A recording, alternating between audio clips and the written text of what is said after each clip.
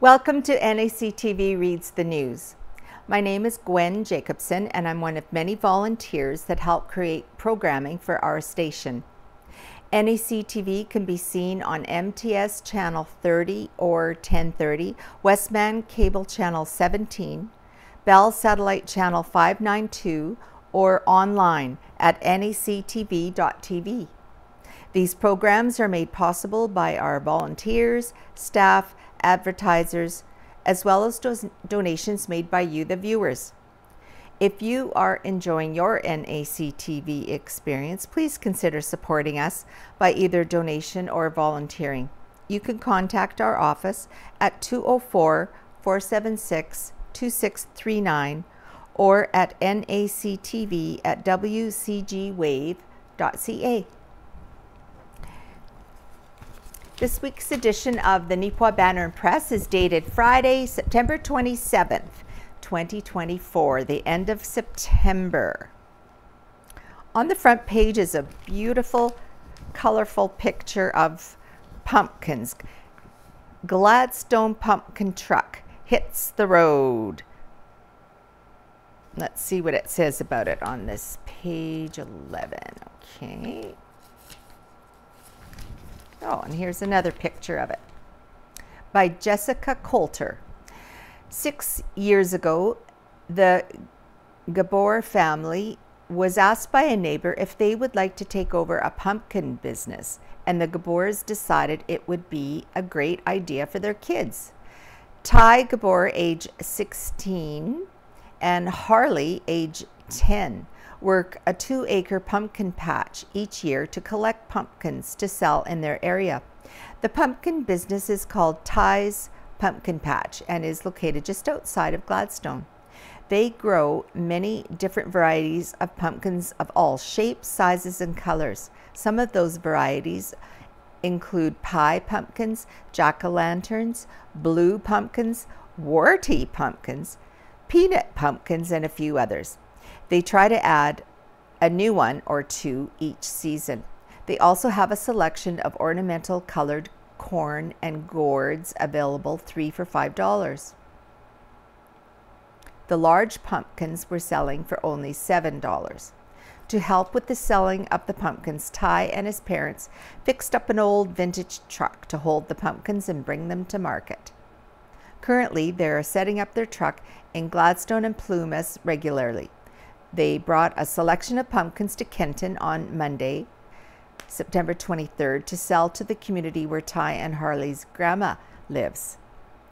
If you would like to know more about the pumpkin truck and Ty's pumpkin patch, or if you would like to have them visit your community, please reach out to Leslie at 204-872-1165.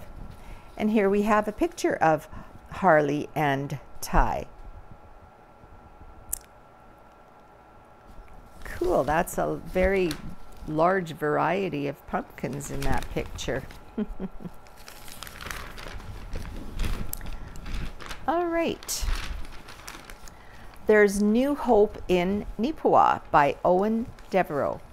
The benefits of natural health and wellness are closer to home now in Neepawa as the New Hope Health Center has held its official grand opening. Now situated at 390 Mountain Avenue, New Hope was already a well-established regional business, as for many years it had been located in the rural area, about 13 minutes from Neepawa. But on Friday, September 20th, they welcomed everyone to their new and improved space in the town's business core. The morning's festivities included words of encouragement and welcome from Mayor Brian Headley, as well as comments from New Hope's Nathan Braun and Lisa Davey. Davey has been the cornerstone of New Hope since its inception as its owner and operator. In recent years, however, her son Nathan has stepped up and taken over the primary ownership and operation of the business. Both, however, along with the New Hope staff, are integral parts of their ongoing success with the Beautiful Plains region. Speaking to the Banner and Press after the official ribbon cutting, Davey said, "Seeing the arrival of this day as well as the response from the community has been a dream come true. She said, I always hoped and prayed and wished that it could be the business that I would like it to be in Neepawa itself and being a part of the community. But being able to pass that torch on to your son and seeing him flourish with the company and build it within the community is remarkable. It's just totally remarkable, said Davy. Davy expanded upon the point, saying that New Hope is more than just a business, but in a way a continuation of a legacy the family has chosen to follow, which has allowed them to flourish. You can choose your inheritance or the legacy, and I wanted to build that with my children. And, you know, it was never the idea. If they chose to want to follow my path, they were welcome to, but it wasn't a have to. But Nathan found the passion and the desire and the understanding. He's like, no, this is what I want to do for a living. And he's chased his dreams, and he's succeeding at that and being certified in all that he does. And so, yeah, he's now the captain of New Hope, and I get to be the co-pilot behind the scenes, and it's great. In between receiving well wishes from both long-running and new clientele, Nathan Braun shared his perspective on the day. He said that it's all been a true blessing. Having the community love on us, support us, and take time out of their busy work days to come down here, just being able to help people is a true blessing. Like they said before, I don't consider this a job either, like my mom doesn't. It's a lifestyle. It's a way of life, just being able to bless and help people. And it means the world to me, being able to take over. 10 years ago, I didn't think I'd be in this position. So to see myself flourish and grow as much as I have has been amazing, noted Braun. The New Hope Health Center is located at 390 Mountain Avenue in a completely renovated space, along with the sale of health products. It also offers herbal supplements to assist with overall wellness and maintenance of an active lifestyle. They also offer sessions for RMT/hot stone massage, microscopic analysis, cardio training, and more. So here we have a picture of the grand opening held last week. This is the owners, Lisa Davy and her son Nathan Braun, just before the ribbon cutting. And here's a picture of the interior of the store as it was bustling with curious event attendees. All right, at the Roxy Theatre this weekend, there are going to be 3 shows. Three time slots showing the same show called Harold and the Purple Crayon. Inside of his book, adventurous Harold can make anything come to life simply by drawing it. After he grows up and draws himself off the book's pages and into the physical world, Harold finds he has a lot to learn about real life. So Friday and Saturday, the September 27th and 28th, the showtime is at 7:30. But on Sunday the 29th, the show is going to be at 2 o'clock. Next weekend, October 4th and 5th, it will be Beetlejuice, Beetlejuice.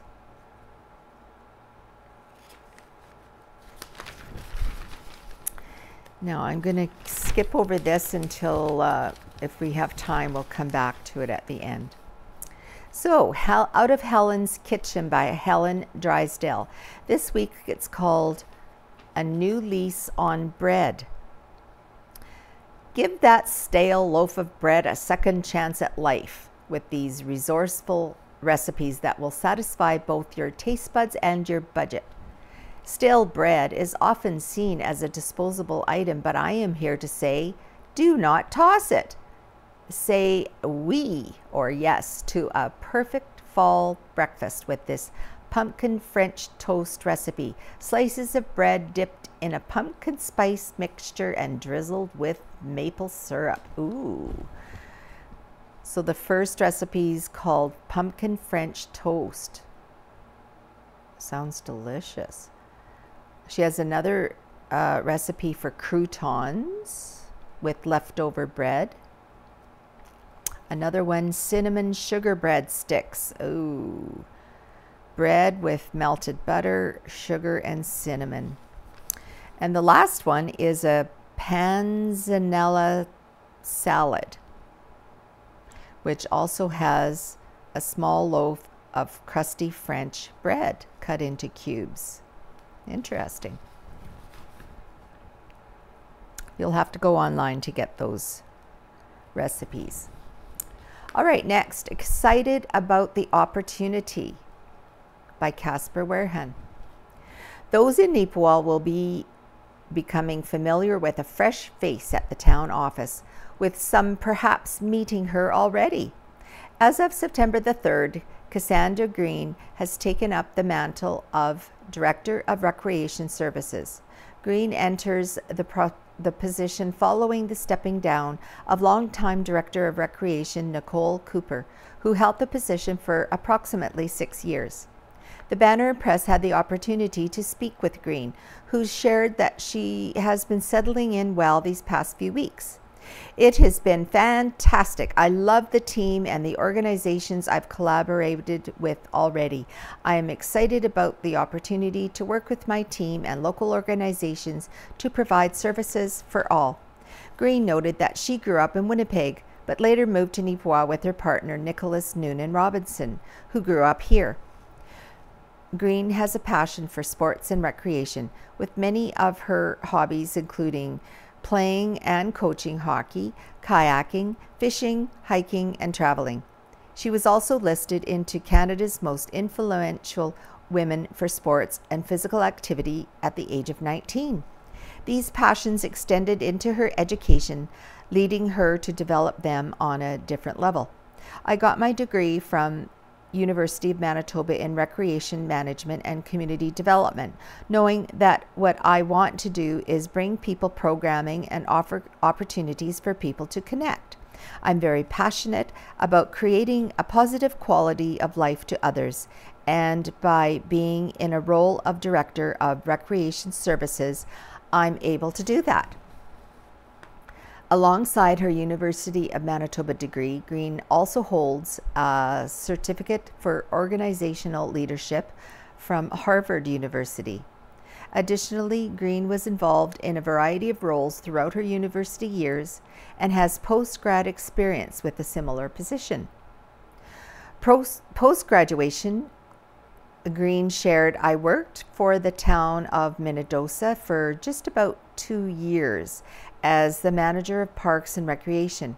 Through university, I had many leadership roles in committees, jobs, and sport organizations.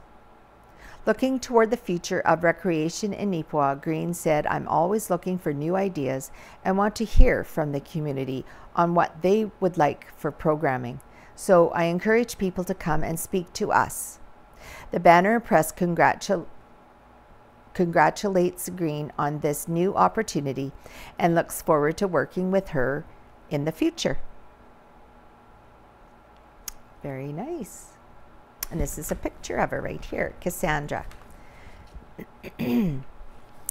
Next, Yeehaw! The Scott Woods Band put on a good old hoedown at the Roxy.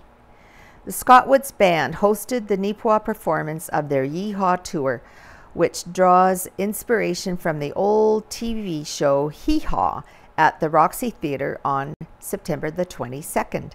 The evening was just a seat or two short of a completely full house, not including balcony as it was not open for the concert. The band treated all in attendance to a spectacular performance, including a variety of facets such as fiddling and some fancy footwork. So here is the fiddling duet, which was part of the kickoff performance that night. Surely no performance of this style would be complete without dance. Attendees were treated to top-notch step dance by this fellow here, I guess. Next, we have an update from the Neepawa Town Council from Tuesday, September 17th by Owen Devereaux. It was a relatively short and to-the-point council meeting for the town of Neepawa on Tuesday, September 17th. Matters discussed in the 15-minute session included the following. First, the council reports.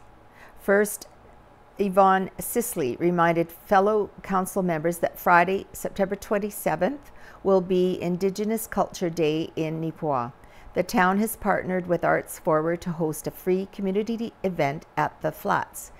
It will include learning stations and 2 powwow presentations, with the first of those to begin at 9:45. The second of the 2 will occur at 1:00 p.m. Neepawa Recreation will have a booth for Neepawa Connects at the Yellowhead Hall on October the 7th from 4 p.m. to 8 p.m. Neepawa Connects is a health and wellness expo. Registration for a babysitting course has opened. The course is scheduled for October 25th. Next, Daryl Gerard represented the town on Sunday, September 15th at the Neepawa's Got Pride event held at Arts Forward. He estimated between 200 and 300 people in attendance for the festivities. Gerard singled out the story shared by former Neepawa resident Veronica Jingles, who attended the day and shared her journey. Gerard also congratulated Neepawa and Area Pride for putting on this successful event. And next, Murray Parrott recently attended a street festival in Boissevain and has shared details with Councillor Sisley, as well as Neepawa's Recreation Director Cassandra Groen. He noted the array of family-related events that were a part of the day was impressive, as the streets were packed all day with attendees. He believes some of the information gathered will be very helpful for the planning of future Neepawa events. Next was the report of the Manager of Operations, Denny Sakwe. Actually, he was away at a conference, so Chief Administrative Officer Colleen Sensation provided a brief update. Permanent town crews have been busy as of late, as seasonal staff have concluded their employment. A good portion of the new drainage project on Main Street has wrapped up. As well, an emergency water repair had to occur over the weekend on a second of Mountain Avenue near the Seeds and Sprouts daycare. The repairs had to be delayed until the weekend to ensure there were no interruptions to the nursery school. The wastewater plant commissioning is still ongoing. Staff have been doing an incredible job in adapting to the new treatment process, and that project will be wrapping up as the new training is completed. The raw water well project, which will see the twinning of a water line, has seen the tender go out, and phase 1 of servicing for the new hospital has been completed. Phase 2 is 80% complete. As well, land drainage in this area is finally done. Once that is started, road work can proceed, followed by hydro and streetlights. For new business, Town Council discussed a division application for a 60 by 80 section of land situated just north of the training facility on Mill Street that is currently occupied by Assiniboine College. Oh. Anything built on that property, if the subdivision were to be approved, would front onto First Avenue. Council is reviewing the application and brought up concerns related to parking, both for the applicant and the training center. Administration stated that if the subdivision application were to be approved, the town would need to ensure that they themselves leave enough parking space for up to 25 students at the training center. Council reviewed the application and approved first reading on the document. First reading was given to the review of cemetery maintenance fees. Okay. Next, we are happy to be here and open by Casper Warehan. Well, it's finally official. After approximately 2 years total of planning and construction, the new Harris Pharmacy building is now open. The Neepawa business opened at its new location at 366 Mountain Avenue on September 23rd with balloons and a staff photo to mark the occasion. And here's the photo of the staff. That day was a partial opening, with September 24th being the first full day. The Neepawa Banner and Press and NACTV had the opportunity to meet with Heather Todrick on September 24th, who shared remarks regarding this milestone. I'm feeling really good today. We had some hiccups yesterday, but we're full steam today and excited to get to the finish line of the project, said Todrick. It's been almost 2 years from start to finish.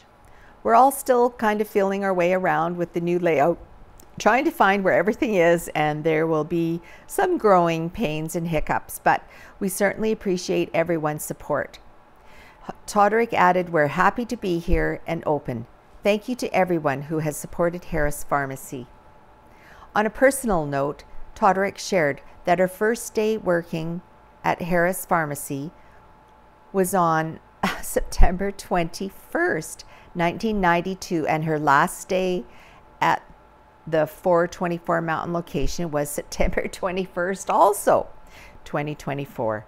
So 32 years to the day, which is really kind of crazy, and that's how it worked out. But we want to welcome everybody to the new location, and if anybody has any comments or suggestions, let us know.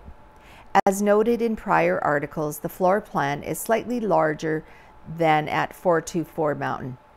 It feels even more markedly so, as it is all on one level as opposed to having split levels like the old space. The layout is more open and has incredible natural light to supplement the interior lighting. In terms of staffing, there have been no changes at this time. This includes 3 full-time pharmacists and 3 assistants. It's something I'm probably going to have to look at in the near future, but right now we're status quo, said Todrick. So congratulations is extended from the Neepawa Banner and Press to those at Harris Pharmacy on the occasion of their opening.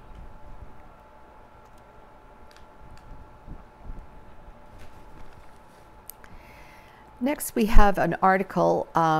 It says Keystone Center unveils Seat of Truth to promote truth and reconciliation in Westoba Place, submitted by the Keystone Center. The Keystone Center unveiled a significant new addition to Westoba Place September 20th at the Brandon Wheat Kings home opener game against the Moose Jaw Warriors, the Seat of Truth. This installation is described as a deliberate effort to foster awareness, understanding, and dialogue surrounding issues of truth and reconciliation. Located on Treaty 2 territory, home to the Dakota, Ojibwe, and Métis peoples, this initiative reflects the Keystone Center's commitment to recognizing and honoring the rich Indigenous heritage of the area. The Seat of Truth, located in Section 112, Seat 2 in Row K, is easily visible to all guests entering the arena, and the placement serves as a deliberate acknowledgement of Treaty 2, signed in 1871 at Manitoba House, present-day Kinnesota, Manitoba. This seat will remain intentionally empty to serve as a commemorative action for the spirits and lives of those lost to historical violence, including residential schools, and whose memories must be honored. Connie Lawrence, CEO and General Manager of the Keystone Center, emphasizes the importance of this day. The Seat of Truth is more than just a physical installation. It represents the Keystone Center's ongoing commitment to helping our region's shared history remain visible in a highly public space. It serves as a powerful reminder for everyone who enters the arena that understanding and respect are crucial for building a unified community. The initiative has also been supported by local Indigenous leaders who champion the significance of truth and reconciliation. Jason Gobiel, Outreach Coordinator with the Province of Manitoba, notes, creating opportunities of awareness and education are pathways to learning about a history untold. The Seat of Truth reminds us of the importance we all play in reconciliation locally and within our province, highlighting the importance of creating awareness in public spaces. The Keystone Centre invites all community members to engage with the Seat of Truth as a space not only for reflection but also for action. As events and gatherings take place within Westoba Place, visitors are encouraged to take a moment to acknowledge the histories that shape our collective identity and to participate in conversations that can lead for deeper understanding. For more information on the Seat of Truth and upcoming events at the Keystone Centre, please visit www.keystonecentre.com or reach out directly. And I'm not sure if you can see this, but here is the red seat where the article talks about.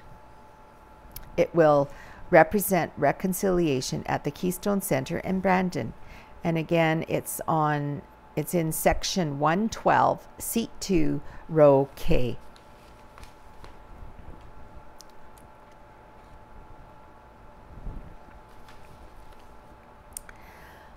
Now, here's one called Dog Heroes. Look at this cute dog here by Kira McCormick Adema. This pup's name is Milo, one of the Neepawa's vet clinic's donors. Oh, did you know that donors can be blood donors just like humans? The Canadian Animals Blood Bank, or CABB, collects blood from healthy donors to transfuse into critically ill animals across Canada. Right here at the Neepawa Veterinary Clinic, we hold a donation clinic for dogs who can donate, which is once every 3 months. I didn't know that. Dogs, just like humans, also have a blood type. They type for dogs' erythrocyte antigen, or DEA, 1 negative and positive. Only 40% of all dogs have the blood type DEA 1 negative, and they can only receive negative blood when they are in need. So what does your dog need to become a donor? Well, there's the following. They need to be healthy and even-tempered. They need to weigh about 25 kilograms or 55 pounds. Their first donation needs to be between the age of 1 and 8 years of age. 18 months for starting for giant breeds. They need an up-to-date on vaccines. They need to be receiving heartworm and tick prevention, which is strongly recommended. And dogs that are high energy are always welcome if they have a reasonable level of obedience and are confident. They usually go on to become amazing donors. The dogs usually surprise their owners by being able to lay still for the donations. If your dogs are anxious or nervous around new people, some that are even fearful of vet appointments, they encourage that you support in other ways. Dogs may find the donation process too stressful. Your dog's health and well-being are the top priority, and we want the dogs to enjoy coming to see us. Dog breeds that are the most likely to be DEA 1 negative include the following: Cane Corso, Doberman, Greyhound, American Bulldog, Boxer, German Shepherds, Newfoundlands, Great Pyrenees, Standard Poodle, Pit Bulls, and more. Even if your dog is not on the list, we still encourage donating. At the time of the pet's donation, the CABB collects blood into special bags and filter it into 3 other bags that are all attached. This bag contains a unique mixture that stops the blood from clotting. Each bag is carefully placed into a protective box and transported to the processing center. Each unit collected is assigned a reference number so that the CABB always knows which one belongs to your pet. What happens during donation? Well, when you get to the clinic, your pet will get weighed. There will be a brief questionnaire about your pet. A small sample of blood is taken to obtain blood levels and make sure all is good before the donation process begins. Volunteers with the CABB then help your pet onto the table. They ensure the collection site is appropriately prepared by possibly shaving a small spot on their neck and placing an alcohol disinfectant. No sedation is ever used. Your appointment time is 30 minutes in total, but the donation itself takes less than 5 minutes. The CABB always makes sure they leave lots of time for belly rubs and tasty treats. Your dog will only experience the inconvenience of laying still for a few minutes. If you think your dog has what it takes to be a donating hero, we would love to hear from you. Please reach out to the Neepawa Vet Clinic at 204-476-2222 and let them know you want to look into being added to the list of donors. Now we have a couple of pictures here, and it's entitled High Life Fun Days Champions. Pictured here are the basketball. Top photo is basketball and the bottom photo is volleyball. They were the champions from the 2024 High Life Fun Days tournaments, which were held recently. The basketball champions were called shipping department, and the volleyball champions were Team 2. High Life Fun Days began as a weekend event for High Life employees to get together, unwind, and celebrate their time with each other. The event later evolved and became a fundraiser, which has raised more than $1.7 million for local charities and initiatives. See page 10 for the details of this year's donation presentation. Page 10. Okay. High Life donates to Neepawa Habitat for Humanity by Owen Devereaux. The Neepawa chapter of Habitat for Humanity has received a huge show of support from High Life Foods Limited in the form of a $15,000 donation. A check was presented to the non-profit organization at the Neepawa Titans home opener at the Yellowhead Center on Saturday, September 21st. The money was raised through High Life's Fun Days, an annual event the company stages for its employees and their families. Each year, there is a fundraising aspect to the festivities, and for 2024, Habitat for Humanity is the recipient of High Life's generosity. Similar events were also held in Labroquerie and Killarney and were able to raise support for Labroquerie Helping Hands and the Cola Rec Center as well. The legacy gifts we provide to local causes symbolize our commitment to making a lasting impact. We are incredibly proud of what High Life Fun Days has become, a celebration of our employees, our business partners, and our communities, said Kevin Giesheimer, High Life's Director of Marketing and Communications. Don Walmsley of Habitat for Humanity thanked High Life for their incredible support.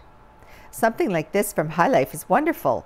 We know High Life has always been a very good corporate partner with the community in every community they're in.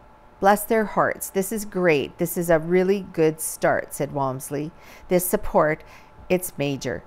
For anything like this, we're building from the ground up, and the first build is always a pivotal one.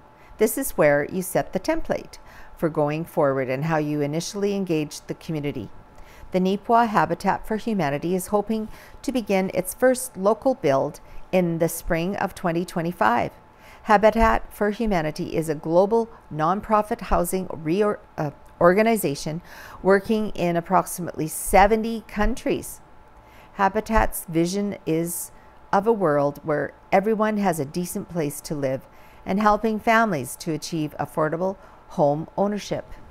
So here we have a picture where High Life Foods Limited gave a helping hand to Neepawa chapter of Habitat for Humanity in the form of a monetary donation of $15,000. So seen here are representatives of both groups pictured at the hockey game as the crowd looks on.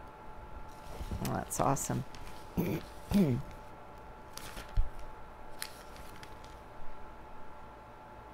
Speaking of hockey too, just on this page, there are 3 upcoming games in home games in October. This Friday, October 4th, is against the Winnipeg Blues at the Yellowhead Centre at 7:30 p.m. October 13th against Steinbach, 6:30 p.m. And then October 18th against Swan Valley at 7:30 p.m. All right, so we did, here we have 2 pictures of Show and Shine at Country Meadows Personal Care Home. There was a wide variety of rides to see at the recent Country Meadows Personal Care Home in Neepawa earlier this week. Seen here are a couple of scenes from the event. The variety of makes and models on display included buggies, trucks, and much more. Look at this colorful truck.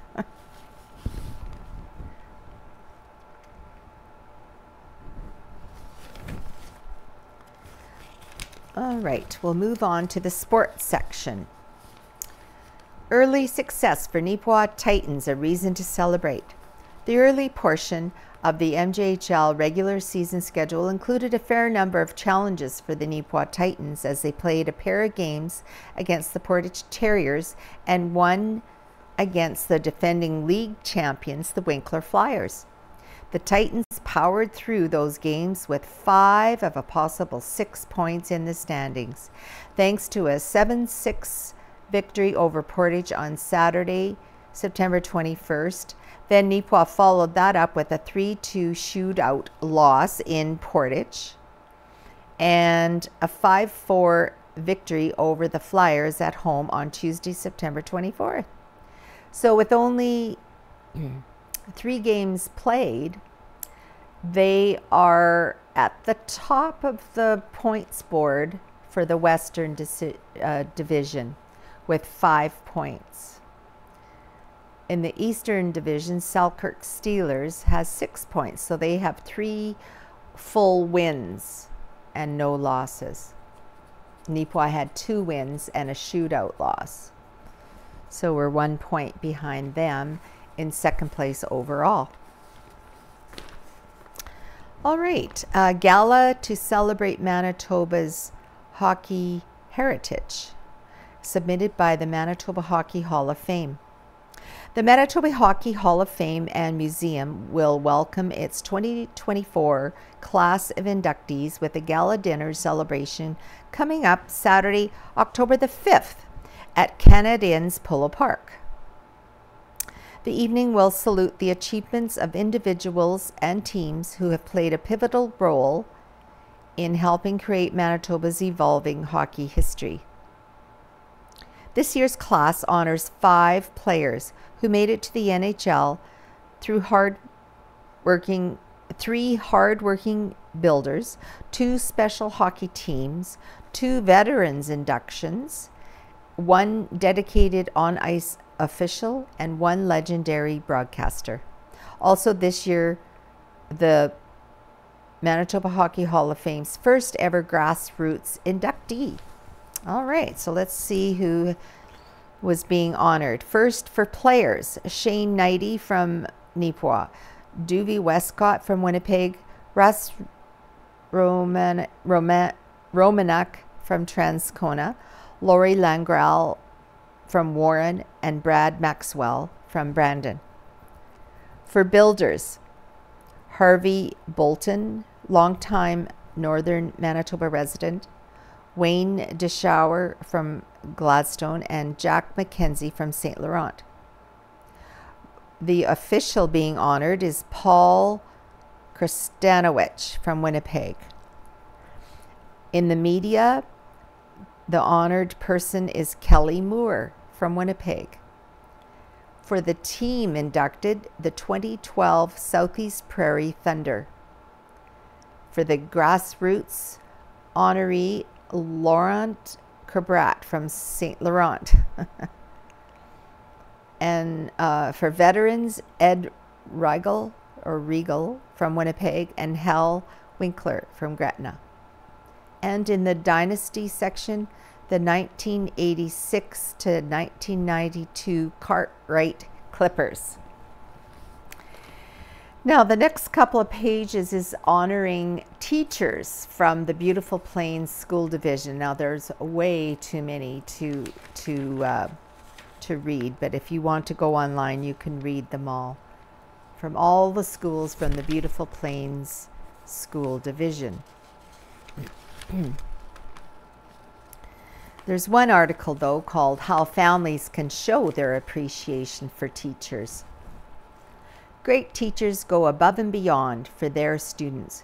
Students benefit from those efforts in the classroom, but many adults can also name one, two, or even more educators whose lessons and enthusiasm for learning has benefited them long after the final bell rang on their academic careers.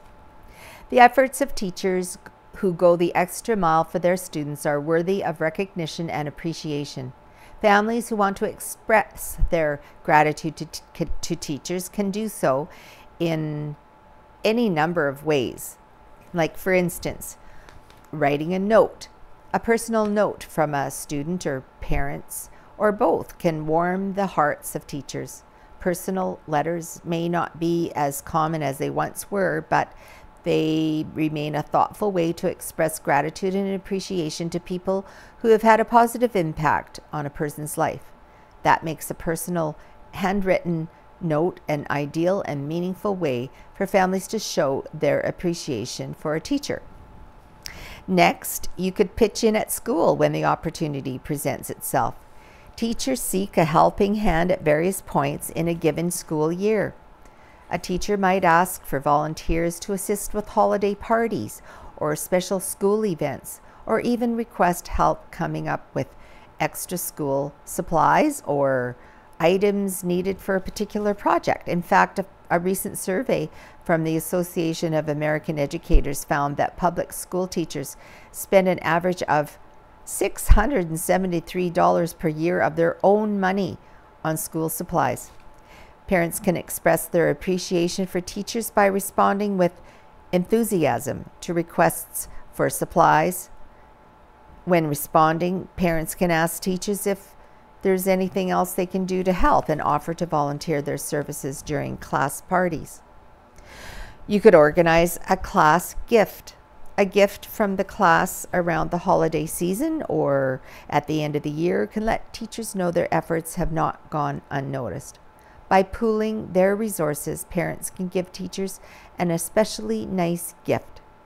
A night out at a local restaurant or teachers to a show can make for a well-deserved excursion for educators who often work long past the school day to help students learn. Also, you could contact higher-ups at the school. An email or phone call with a school principal or another higher-up in the local school system is another way for parents to ensure the efforts of a teacher are recognized. Let the higher-ups know when a teacher has made a positive impact on a child and how much their efforts are appreciated. Many teachers go to great lengths to support their students. Families can recognize those efforts in a host of meaningful ways that will let educators know how much they're appreciated.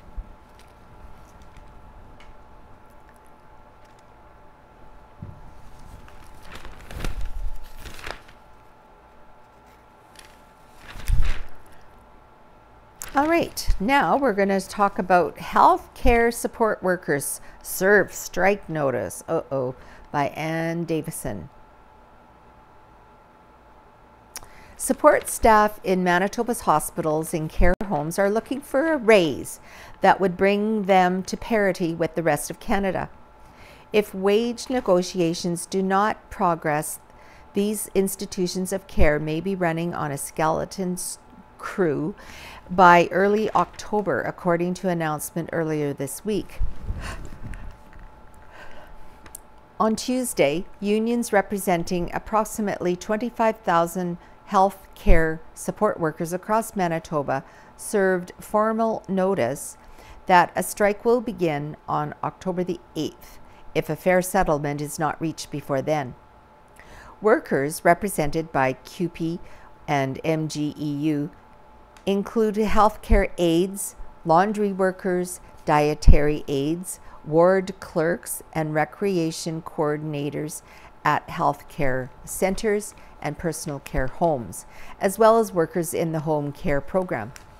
They are the lowest paid healthcare support workers in Canada, with a starting wage of just $17.07 per hour for many. If Manitoba is serious about fixing healthcare, it will need to resolve the healthcare staffing crisis, and that means paying fair and competitive wages for healthcare support workers, said CUPE President Gina McKay. Many of these often physically demanding jobs start at just above minimum wage, and people in Manitoba communities are choosing other jobs. The employer's last offer would still leave employees the lowest paid healthcare support workers in Canada. MGEU President Kyle Ross explained in an interview that it is all about the pay scale. We need dollars. It's unfortunate the jobs are just not competitive in the market anymore. He said facilities around the province are struggling with staff shortage due to an unattractive wage. We have care homes and hospitals running at a 50% vacancy rate. The Benito care home is at an 80% vacancy rate, Ross said of the village about 40 kilometers southeast of Swan River. You have to remember that the workers that perform these roles can get a job in the lumberyard. They can go work at the deli in the co-op.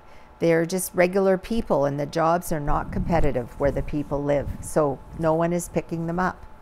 He says the wage agreement expired over 5 months ago at the end of March, and bargaining for a new deal began over the summer. By mid-August, our members rejected the deal. When we tabled a response on September the 5th, we have yet to hear back from the employer. He said union members were frustrated by that. We have to push this along a little bit. It's really unfair that we have to do it this way. We'd rather bargain at the table and work with the employers to find a fair deal. Just who are these employers? Well, Ross says there are several layers, but it is the health regions and provincial health authorities who are responsible to negotiate wages and salaries. The negotiators are Provincial Health Labor Relations Service, representing all the regional health authorities, plus shared health.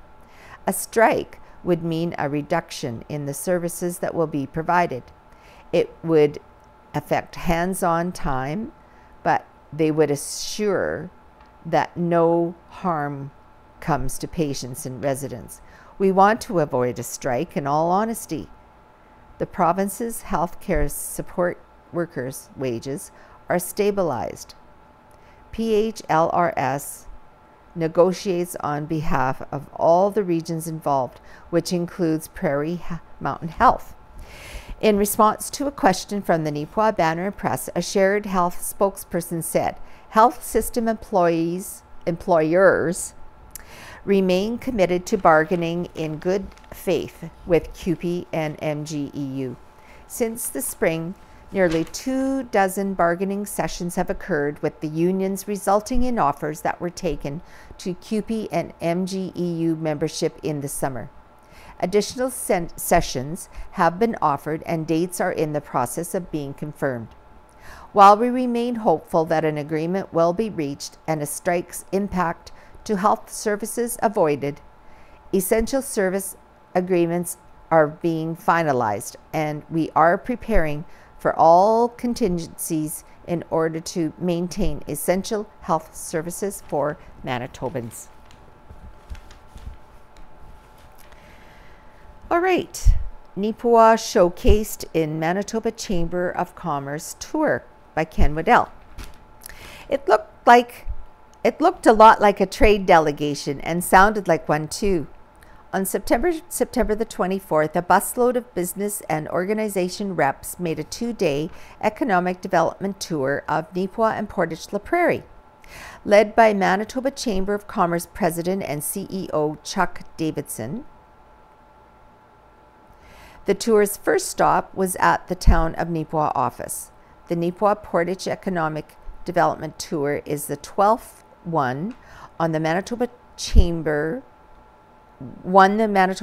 has sponsored over the past few years.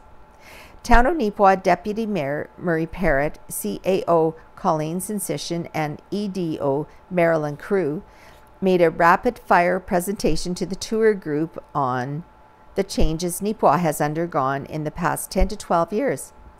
Sensation said in 2006, Neepawa had 3,298 people. Now we believe it's over 6,000. We are getting close to being a city. In 2008, when High Life bought the hog plant, there was 550 employees, and now there are 1,600 employees. We are setting the pace for our future and our cornerstone projects based on health, education, and recreation. She listed the many projects included a new fire hall, police station, training center in the former RCMP building, and a new Class 3 water treatment facility. Sensation said none of these projects required us to take out a new debenture. Housing is the biggest challenge. The town became the developer and the former CN land, and we will be the developer on the newly acquired 300 acres northwest of the town. EDO Marilyn Crew said there's been $162 million in building permits in the past 3 years. Wow. In Neepawa, a higher than provincial average number of houses are multi-family, and we feel we need another 400 housing units in 3 to 4 years. The tour group had lunch at Bruce Brothers in downtown Neepawa and toured several businesses in the Neepawa area.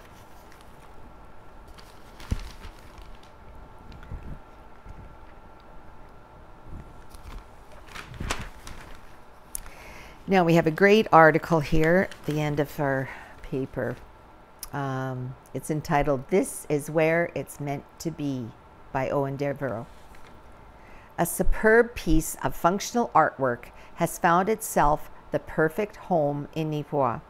On Saturday, September 21st, Mary Ellen Clark, who has been a longtime supporter of our local hockey community, donated a one-of-a-kind bench to the Yellowhead Center. The hockey-inspired bench is now located prominently next to the Yellowhead's Wall of Honor. It can be used as a selfie station for visitors to the area, or even just a nice place to sit down during intermission. The bench was designed and built by local artist and engineer Kennedy Baker, whose passion for the sport helped create this outstanding tribute. I wanted to celebrate hockey and make the bench stand out, so I added a Game of Thrones style twist with some broken hockey sticks. Baker said, "I hoped that it would find its way to the Yellowhead, but I had no idea. When I learned of Mary Ellen's donation, I was so excited and so happy for it to be here." As for how Clark gained possession of the art piece, she won it in a raffle at the RAFT Live Art event hosted by Arts Forward earlier this year. To say that there is no one more deserving than Mary Ellen on that type of good fortune still feels like an understatement. Mary Ellen's commitment to local hockey, especially the Neepawa Titans, is well known and well regarded by everyone who is part of the local scene.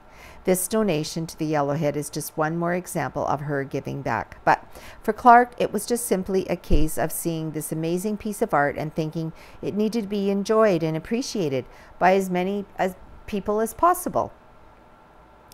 The donation has additional meaning for Mary Ellen and Kennedy, as they do have a special connection. I didn't realize at the time when I bought the ticket that it would be this bench, and then I found out afterwards that it was Kennedy's artwork. Kennedy was raised in this community. I walked her cancer journey with her, so she's like my kid, and I won it. And this is where it's meant to be, Clark shared with emotion in her voice. Part of the prize was that the winner got to choose which team logo went on the center ice portion of the bench. Mary Ellen, of course, chose the Neepawa Titans, which Kennedy added just ahead of the club's regular season home opener. Almost immediately, the bench started serving its purpose as youngsters as well as a few adults rushed to get their pictures taken with the incredible piece of craftsmanship. To go along with the bench, there is also signage next to it explaining the meaning behind the design and its journey to its final home. The bench's placement under the Wall of Honor is a perfect location, as it will soon also include a memorial for Anne Kaharski, a beloved community member who passed away last year. Anne served as the Yellowheads manager for 18 years, between 1999 and 2017.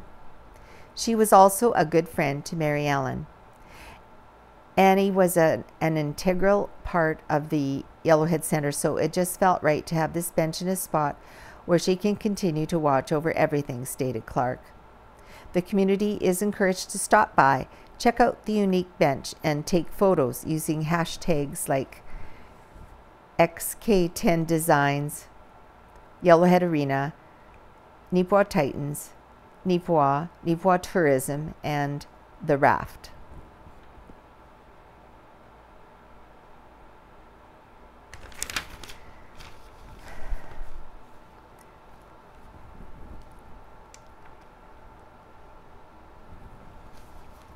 Tractor aids recreational trail maintenance. The upkeep and maintenance of recreational trails is a lot of work. This season, however, was made easier for those that upkeep both the Langford Rec Trail and the Langford Neepawa Winter Park. Muriel Gammy shared this information and pictures with the Neepawa Banner and Press on the morning of September 25th. The maintaining of recreational trails requires continual work, but has been made easier by the Beautiful Plains Community Foundation, said Gammy. With their support, we were able to purchase a John Deere tractor. It has made various necessary jobs made much easier. The pictures shown here showcase some of the work that has been going on at the recreational trails, including taking care of wind damage at one of the many spots at the Winter Park. The tractor is outfitted with equipment such as a trimmer to cut back overhanging shrubs and a brush cutter to mulch the trimmings. So here, wind had caused 5 aspen trees to fall in a tangled mess. And here, a full view of the tractor and some of the equipment seen ready for work at the Langford Recreational Trail. The yellow bucket is the trimmer, and the brush cutter is seen in red. The bike in the bucket over here saves one from walking should a problem occur. Now, here's a picture from the 1950s from the Old Canada series. Pictured here is a scene from the Riding Mountain National Park taken sometime in the 1950s. Swimming is always a refreshing and fun activity for all ages. This time, a group of youth of different ages are the focus of this particular photo. Perhaps a group outing or maybe a swimming lesson at the lake. Further details for this photo were not available. If anybody has additional information, please reach out to Casper at the Neepawa Banner and Press by email at newsroom@neepawapress.com. right, so we have time to go back to, I'll go here. Homebodies by Rita Friesen. This is entitled Gift or Bonus. Speaking with my sister, the elder, this week, we reflected on our lives, how very good we have it. Great health, adequate means, and strong support of family and friends. She has studied life expectancies of women born in our generation in Canada with Caucasian heritage. And yes, every one of those points factor into our projected lifespan. We are both doing very well statistically and practically. Sister, the elder, is just past her 80th birthday, and in the next 10 days is competing in a world weightlifting competition in South Africa. As an aside, she was the least athletic of the four of us sisters, and just 2 years ago decided to get into lifting weights. Wow, she just passed her 80th birthday. She took the gold in a regional recent competition, and with no other competitor, set her own new standards. Then Sister the elder was lifting for Thailand. This time it will be Australia that receives the honors. In the course of our discourse, she stated that each day was a bonus. I maintain that each day is a gift. In my world, each day is a blessing. Gift is universal. After a short discussion, she acceded. A bonus is a reward for a job well done. And whereas we are both doing well, and both are indeed eligible for a bonus, that's not quite how life works. I know many individuals whose daily achievements and actions and attitudes are deserving of rewards. For now, the gift of another day is just that, a gift. This is a topic we have spoken of before. How come we have it so good? We have concluded that for both of our personal developments that not having a brother was good for us. We were allowed to follow interests, not set aside for the male lineage to excel. And back in the day, way back, having a male heir was important in our culture and climate. More women are taking over the family farm or buying their own farm than would have occurred 50, 60 years ago. Not having a brother also meant that we got to work alongside our father, and he was a natural born teacher, and we learned about politics, racism, faith, and fundamentals in the course of a workday. That was an incredible gift. As I was speaking with the last of the Dietrich Friesen clan, a brother-in-law who is 92, he reflected on the wonder that his ancestors had immigrated from the Ukraine at the turn of the century, from the area that is now war-torn and under siege to the peace of Canada. How come us? My maternal and paternal great-grandparents were made much the same trek at about the same time. Here too, a gift for generations, including me. There have been rough patches in my life journey. I have known real hunger, abuse. I've known poverty and rejection. How did I have the strength and courage to say enough is enough, walk away and start over? How blessed was I to find a partner that accepted me, encouraged me, and challenged me to grow as a person. Bonus, right? Never. Always a gift. All right.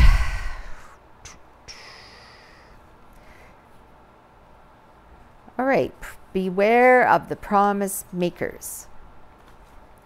The provincial government announced some goals for energy production and conservation last week. Below are the main points, and in italics I have written some things to watch for or to question about the policy.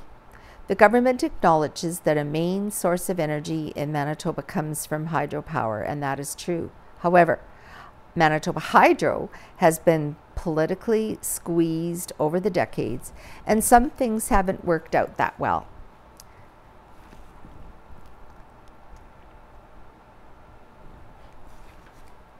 Some examples are flooding of communities by constructing power dams, wasting millions by redirecting the Bipole 3 route, and installing political appointees into the top points of jobs at Manitoba Hydro. We can't go back in time, but maybe we can learn from mistakes committed over the past few decades. Here's the points and my questions and comments in italics.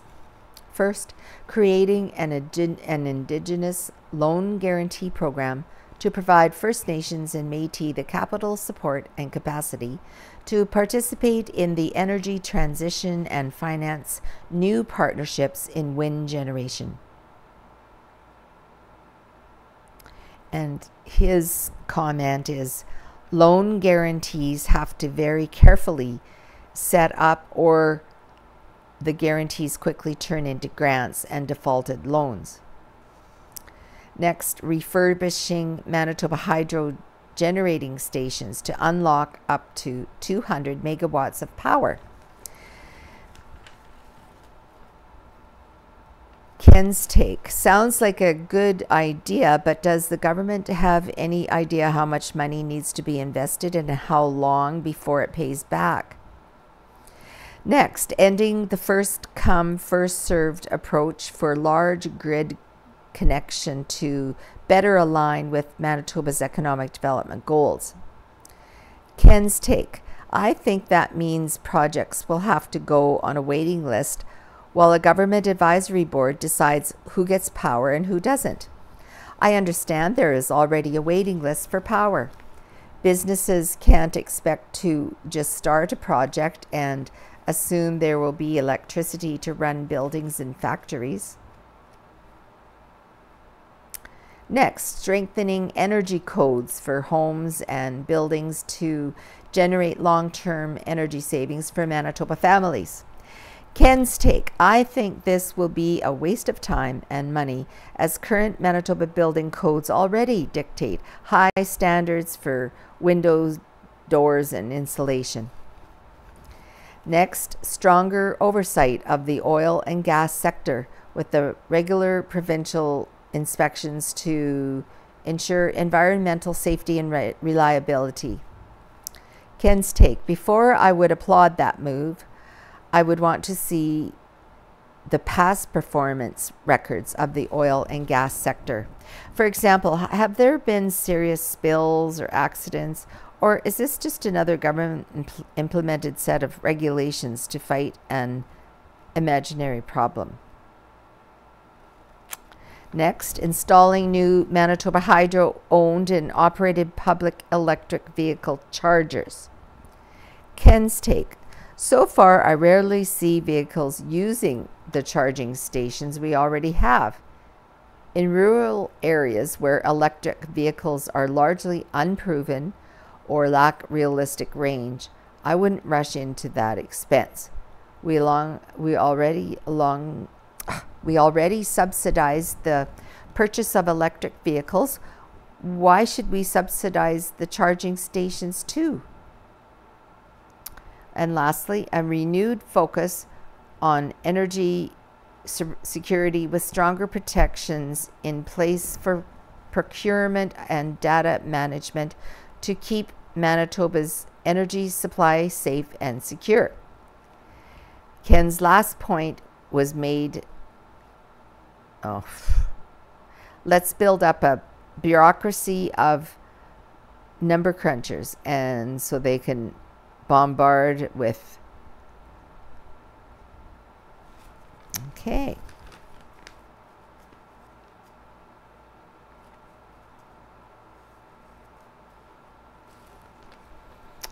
All right, Kid Scoop, Blowing the Dust Off by Joel Asselstein.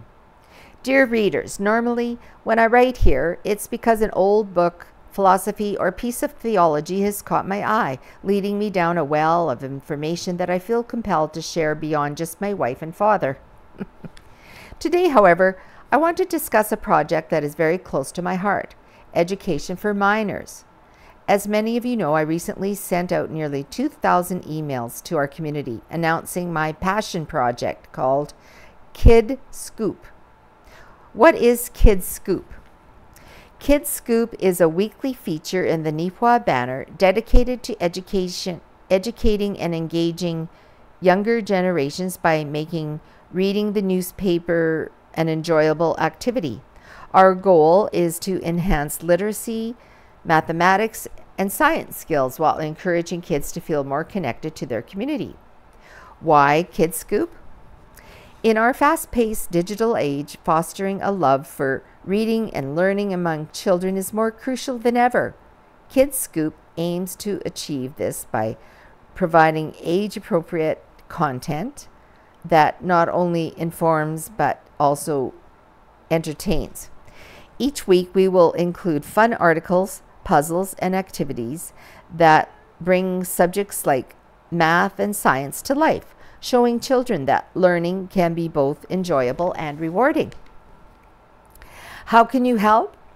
You make Kid Scoop a reality. I am seeking sponsorships from local businesses, organizations, and individuals who share my passion for education and community investment. By supporting this initiative, you're not just helping to fund a page, you're playing an essential role in the nurturing and educational development of our youth. Your sponsorship will help cover the costs associated with producing and distributing this feature in the Neepawa banner. In return, we will prominently acknowledge our sponsors in the weekly feature, providing excellent visibility and showing the community that you care about the future of your children.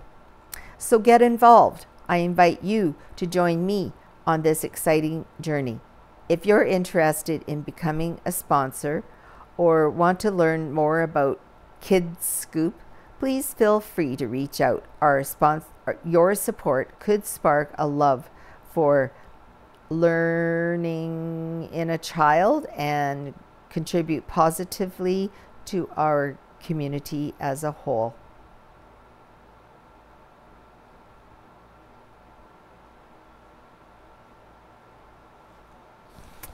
Great. Let's see there.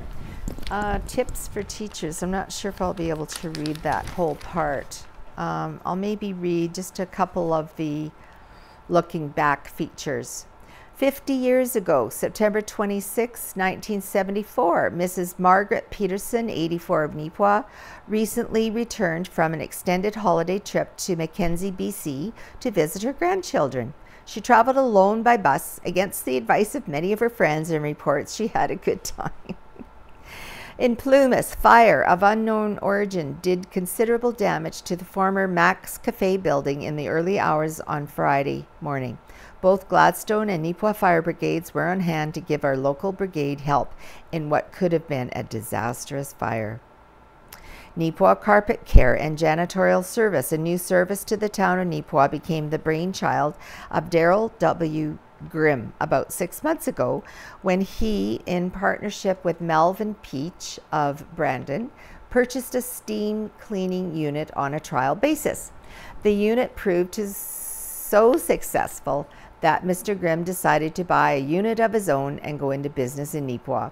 The Carpet Care and Janitorial Service is located in the southwest end of the IOOF building and is entered from the Mill Street side. Constable Gary Kingsbury, Neepawa Detachment of the RCMP, is conducting a bicycle safety course for all the pupils from grades 1 to 6 at Hazel M. Kellington School in Neepawa. The course started on September 9th and will continue for nearly 3 weeks. It consists of 2 hours of classroom education on bicycle safety and 2 hours of film instruction, as well as 1 hour of instruction outside. Each pupil is given a copy of the Cyclist's Handbook. Well, there you go. That is it for the reading of this week's edition of the Neepawa Banner and Press. So thank you for joining us, and hopefully we'll see you next week. So goodbye for now.